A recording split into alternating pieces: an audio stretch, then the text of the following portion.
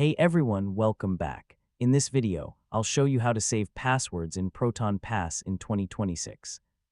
If you want to securely store your login details and access them easily across devices, this guide will help you do it step by step. First, open Proton Pass on your browser, desktop app, or mobile app and log in to your account. Next, go to the main dashboard where you can manage your saved passwords and vault items. Now click the Add New Item or New Login option to create a new password entry. Next, enter the website name or app name where the login will be used. Now type in your username or email address associated with that account.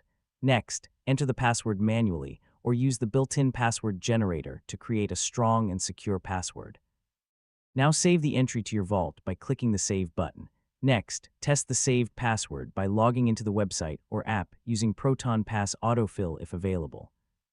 Now organize your passwords into folders or categories to keep everything neat and easy to find. Next, make sure syncing is enabled so your passwords are available across all your devices. Finally, enable security features like two-factor authentication to keep your Proton Pass account safe.